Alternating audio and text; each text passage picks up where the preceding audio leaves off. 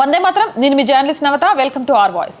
పూణేలో అద్భుత స్వస్థత పేరుతో జరిగిన ప్రార్థనల సమావేశం తీవ్ర ఉద్రిక్తతకు దారితీసింది. వ్యాధులు నయం చేస్తామనే సాకుతో బలవంతపు మత మార్పిడులకు పాల్పడుతున్నారనే ఆరోపణలపై పాస్టర్పై పోలీసులు కేసు నమోదు చేశారు.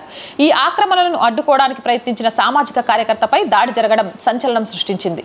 ఇక వివరాల్లోకి వెళితే అనారోగ్య బాధితులను లక్ష్యంగా చేసుకుని ఈ సమావేశం నిర్వహించారు.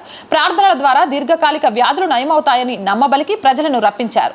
అక్కడ జరుగుతున్న స్వస్థత కాదని, అమాయక ప్రజలను మతం మార్చడమే లక్ష్యంగా ఈ మోసం జరుగుతుందని గుర్తించిన ఓ సామాజిక కార్యకర్త నిలదీశారు. ఆ సమయంలో పాస్టర్ అనుచరులు సదరు కార్యకర్తపై భౌతిక దాడికి దిగారు.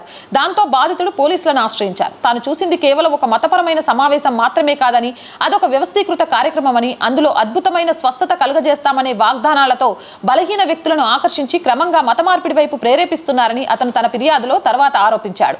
బాధితుడు ఇచ్చిన ఫిర్యాదు మేరకు పూణే పోలీసులు పాస్టర్పై ఎఫ్ఐఆర్ నమోదు చేశారు. నిందితుడిపై మహారాష్ట్ర నరబలి మరియు ఇతర అమానుష, దుష్ట మరియు అఘోరి పద్ధతులు మరియు క్షుద్ర పూజల నివారణ మరియు నిర్మూలన చట్టం 2013లోని సెక్షన్ 3(2), భారతీయ న్యాయ సంహిత 2023లోని సెక్షన్లు 115(2), 189(2), 223, 352 మరియు 49, మహారాష్ట్ర పోలీస్ చట్టం 1951లోని సెక్షన్లు 135, 37(1) మరియు 37(3) చట్టం కింద కేసులు పెట్టారు. ఈ మత మార్పిడి రాకెట్ వెనుక ఉన్న ఆర్థిక మూలాలను పోలీసులు దర్యాప్తు చేస్తున్నారు. ఈ ఘటన హిందూ సమాజంలో పెరుగుతున్న ముప్పును సూచిస్తుంది. స్వస్థత పేరుతో జరుగుతున్న మోసపూరిత ప్రచారాలు కేవలం హిందూ ధర్మానికి వ్యతిరేకం మాత్రమే కాదు, అమాయకుల ప్రాణాలతో ఆడుకోవడం కూడా. అనేక హిందూ సంస్థలు కన్వర్షన్ రాకెట్లపై మొదటి నుండి హెచ్చరిస్తూనే ఉన్నాయి. అద్భుతాల పేరుతో హిందువులను తమ మూలాల నుండి వేరు చేసే కుట్రలను అడ్డుకోవాల్సిన అవసరం ఉందని ఈ ఘటన గుర్తు చేస్తుంది. అక్రమాలను ప్రశ్నించిన వారిపై దాడులు చేయడం ఆ శక్తుల దురహంకారానికి నిదర్శనం. ప్రభుత్వం ఇటువంటి ఫేక్ హీలింగ్ సెంటర్లపై ఉక్కుపాదం మోపాలి. మత మార్పిడి చట్టాలను మరింత కఠినతరం చేయాలని ప్రజలు డిమాండ్ చేస్తున్నారు.